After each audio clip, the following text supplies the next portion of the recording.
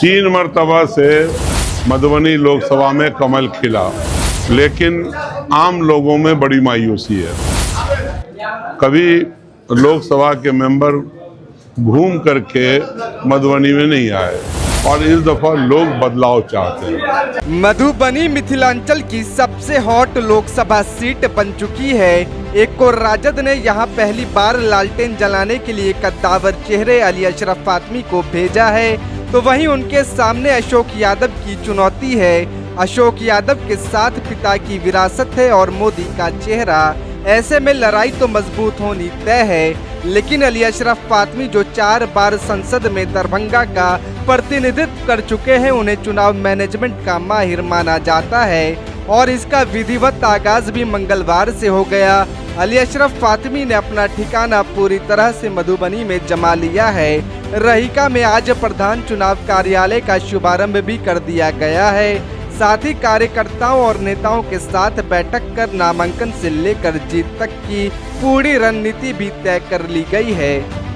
बहुत ज्यादा, असल में 3 मर्तबा से मधुबनी लोकसभा में कमल खिला, लेकिन आम लोगों में बड़ी मायूसी है।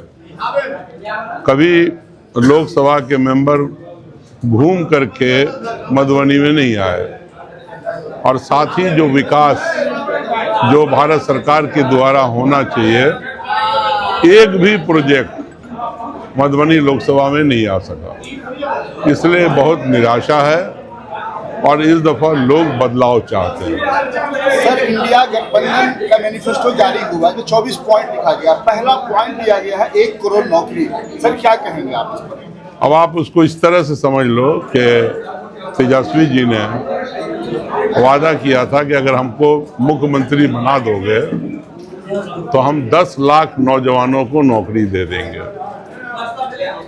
उनको मौका नहीं मिला, लेकिन बीच में एक परिस्थिति ऐसी बनी जिसमें 17 महीने के लिए वो डिप्टी सीएम बने और 17 महीना के अंदर जो विभाग उनको मिले थे, चाहे एचआरडी मिला हो, हेल्थ मिला हो, उन विभागों में उन्होंने 5 लाख से ऊपर नौकरियां दी, जो एक वर्ल्ड रिकॉर्ड है। इतने कम वक्त में एक छोटे से राज्य में इतनी नौकरियां। तो अब जब ये काम बिहार में हो सकता है तो देश के पैमाने पर क्यों नहीं हो सकता? अगर इंडिया गठबंधन सत्ता में आया तो 1 करोड़ नौजवानों को इंस्टेंटली जॉब मिलेगा। सर, आखिरी सवाल सर, रक्षाबंधन के मौके से ऐसा कहा गया है कि रक्षाबंधन में जो औरतें हैं खास करके उन्हें एक लाख रुपया दिया जाएगा। तेजस्वी जी भी कहा है और आपके मैनिफेस्टो में भी। इस पर क्या कहेंगे आप? देखिए, वही नहीं, जो बेरोजगार नौजवान हैं, ग्रेजुएट हैं, उनको भी 1 लाख रुपया दिया जाएगा। ये इसलिए कि आप जानते ही औरतों की आधी आबादी है और घर में सबसे ज़्यादा जो परेशान होता है, अगर घर की आमदनी कम हो, घर को चलाना हो, बाल बच्चे को पालना हो, उसको अच्छी शिक्षा देनी हो, तो वो जिम्मेदारी औरतों पे जाती है। अब बहुत सारी ऐसी भी होती हैं जिनके शौहर नहीं होते हैं, तो ये 1 लाख रुपया सालाना ये जो रकम है उनको सपोर्ट करने के लिए, और इससे बहुत बड़ा फायदा हमारी आधी आबादी को देश में मिलेगा। इस प्रकार से मोदी जी ने वादा किया था 2 करोड़ रोजगार और 15 लाख रुपए, तो क्या तेजस्वी जी भी उनके राह पे चल रहे हैं? देखो, उन्होंने वादा किया और पूरा नहीं किया। आज 10 साल रहे वो सत्ता में, 20 करोड़ लोगों को नौकरी होनी चाहिए थी, नहीं मिली।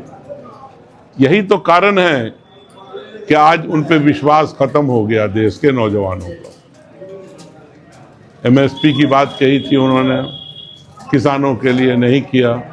गंगा को साफ करने के लिए कहा था, नहीं किया। गंगा की सफाई की बात कही थी ना, नहीं हुआ। 100 स्मार्ट सिटी नहीं बना। जो काला धन है विदेश में लाएंगे, नहीं आया। तो सिर्फ एक नैरेटिव बनाते हैं, एक झूठ बोलते हैं, उस पर वोट लेते हैं।